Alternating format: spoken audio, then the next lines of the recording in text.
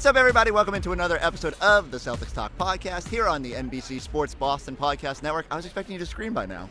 I mean, there was no Al Horford play. Ooh, there was. My favorite moment was Marcus Smart shaking Max Strus out of his sneakers. That was awesome. Putting him on his behind. So, Abby Chin here inside FTX Arena after the Celtics' dominant Game 2 win. We call that a mollywhopping, I believe, back home. Or Eddie House tells us that. Yeah. Anyway, so, but the Celtics dominated that game. Not out the gate. They fell behind by 10, and actually I'm thinking, oh man, like what's going on here? But then asserted their dominance from there. What's your biggest takeaway?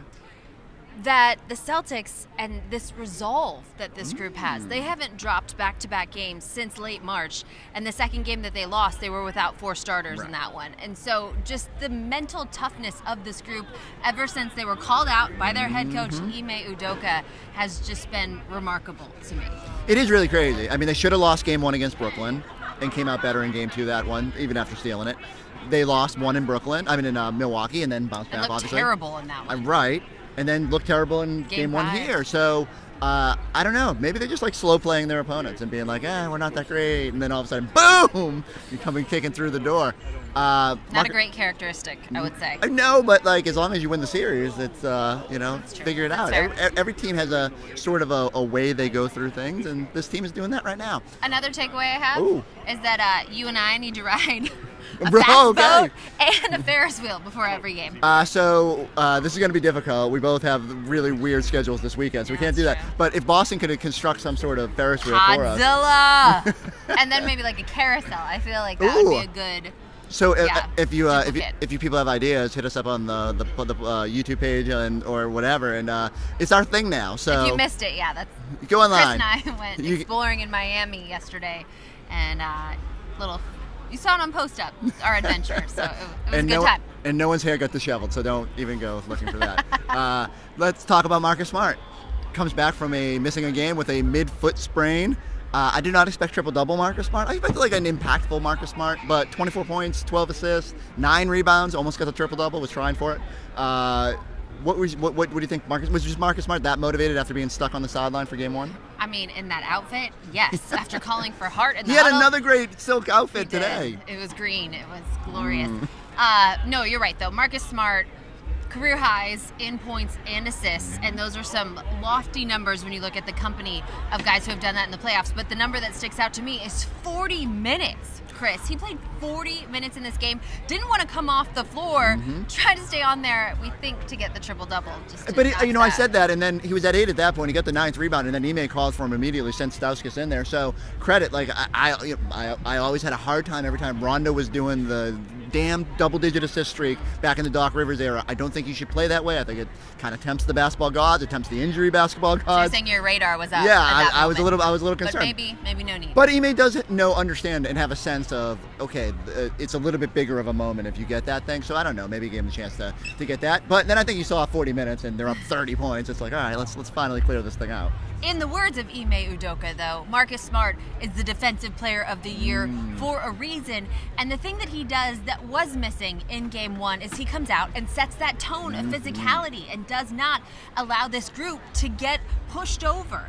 And so they certainly missed that, particularly in the third quarter of Game 1. That was something that was present from the jump tonight. And he took on the assignment of guarding Jimmy Butler at times. And, look, Jimmy got it going in the third quarter. Credit to the Celtics. It could have got dicey. I mean, it was so funny, though, because people were tweeting, it's down to 20. And I'm thinking, that's a lot of points in the NBA. And I know we've seen big leads evaporate, but it would have taken a crazy quarter. And then the Celtics ended up coming back and making it a wash of a quarter, 26-26, I think. Yeah. And so even that shows me some resiliency that this team has. Marcus wasn't perfect on Jimmy, but he's got 1.5 feet right now, and he still put up a triple-double. He still guarded him a million times. So I just think just an awesome effort. We talk about superstars on this team, and Jason and Jalen did their thing and scored and all that, in part because Marcus assisted for him. But Marcus coming back and doing what he did, that's leadership. That's like, hey, sorry I wasn't there for Game 1. Let me lead you. And I think that Marcus, if he could have been out there in Game 1, would have been out there, and it drove him absolutely crazy. But you saw just the steadying presence offensively. I mean, Miami tried to go zone for a little while, and while, yes, the Celtics started out a little slow. I think that was particularly on the defensive end. And once Ime got inside that huddle and told them, wake up, let's go, stop dropping so far. You guys are a second step late. They pulled it together, and Marcus Smart, carved apart that Heat defense. There were some backdoor cuts a little more than we have seen. They figured it out. More than we saw in game one. Yeah. And so credit to them. Again, I don't think they made a ton of adjustments, but they were just better in spots. I thought another big thing was having Rob Williams back. Not Rob Williams back, but having Rob Williams and Al Horford together on that back line. Al sort of being able to hold down that back line, let Rob roam, easy for me to say. And it just felt like they were so much more dynamic defensively tonight. Obviously, the other night, 118 points. They got up over 100 tonight, but in part because that third quarter. Garbage time. In partly garbage time. How good can that defense be when Rob, Al, Marcus are all out there? The defense was good. The offense changed when Rob, your boy, went out in that first quarter. And thanks Grant for noticing. Williams came in, and the Celtics went 4 wide with guys who can hit threes and spaced out that Miami Heat defense, which was a piece they were missing. When Rob came back in, the defense was much more dynamic and helped them. Much more stout, solid. You're right. You give credit. All the Williams deserve credit. We don't spend enough time giving Grant his credit because I thought he came in and gave him like an initial burst, hit a couple threes, drove a couple closeouts, and just did good things. And he was much more sound than Rob at the start of the game. I thought Rob had a great second shift, came in and kind of was flying all over the place, making things difficult, making the Heat uncomfortable for just after that third quarter. Last time it felt like they had to. We have to talk about Grant. Out bullying, muscling, backing down PJ Tucker. Grant made such an impact in this game. PJ Tucker couldn't come back. Knee contusion, out for the second half. For the record. Did Grant? You take Rob. I'll take Grant. No, I'm not. We're not picking fan sides. Club president. Grant's dad's somewhere in here. He's going to yell at me again. He yelled at me after a game in Milwaukee. But he's a big podcast fan. Let's start looking ahead. Okay. What have we learned in 2 games in Miami, and how are you feeling as this series shifts back to Boston?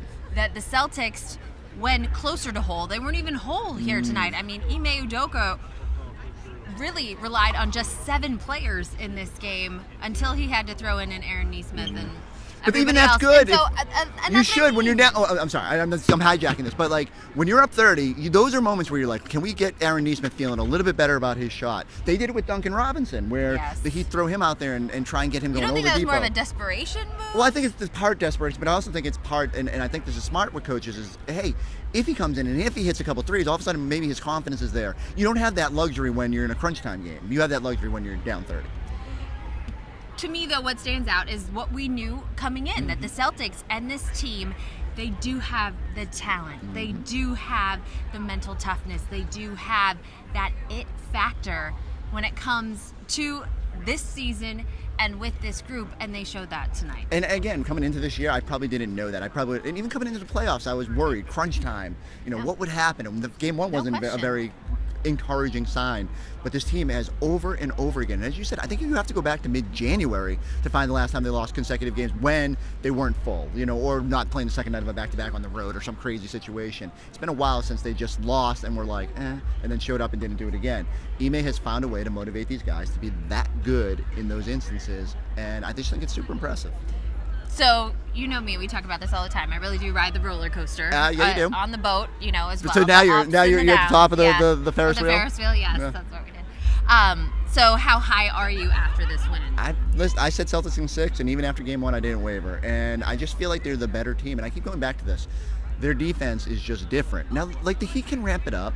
And the Heat can score points when their three-pointers are falling, and maybe it'll just come down to who's shooting good on certain nights and if Jimmy can take over. But I feel like if the Celtics lean into their defense, if they play to their capabilities and they just take care of the basketball, they're going to win this series.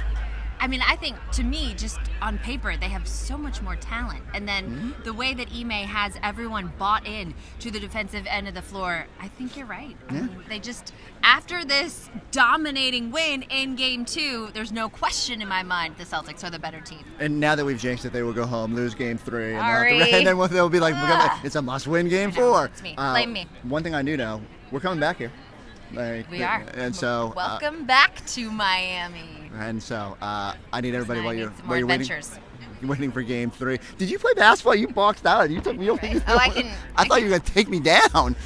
You and your heels, bringing a size advantage. I can use my backside when necessary. Well, if you're listening on the audio version, you'd like to see Abby almost knock me over during the middle of a podcast. You can check that out online. Go like, subscribe, check us out on that YouTube page. Send us tourist attractions that we can do in Boston that are thrill-seeking, and we'll see you next time on the Celtics Talk podcast. One more takeaway is Oh. I apparently have to wear green all the time. That's just what we need to do. Well, rent the runway. Here we go. Rent the runway. Look out.